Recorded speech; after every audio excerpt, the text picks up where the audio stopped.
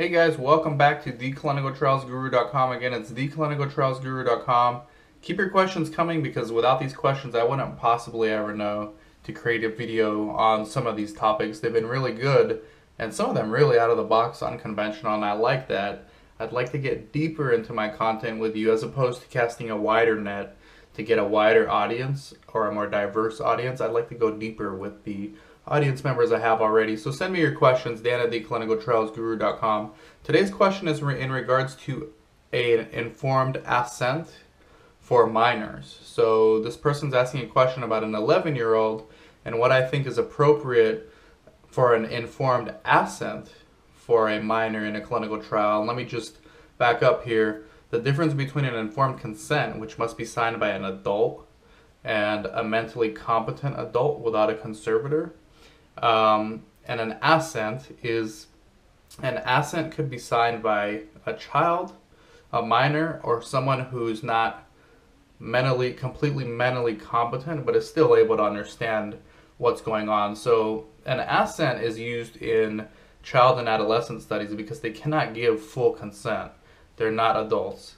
But they can give assent, and what an assent is something that it's a document that outlines what the trial is about.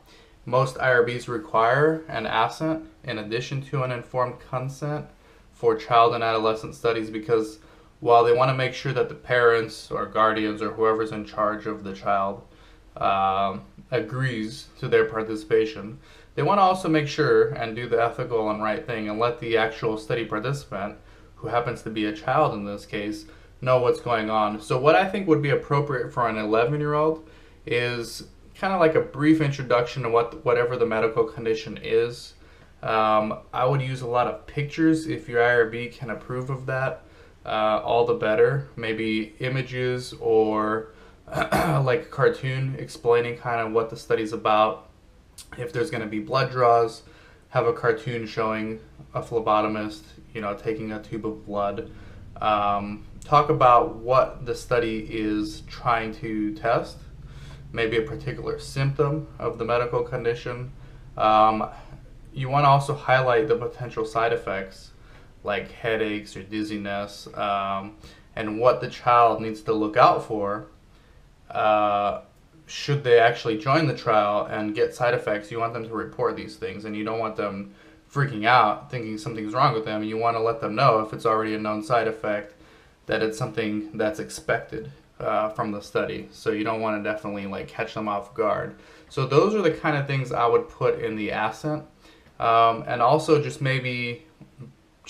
kind of generally or briefly going over what a clinical trial is and what the process is and how their participation can actually help other people with their medical condition in the future.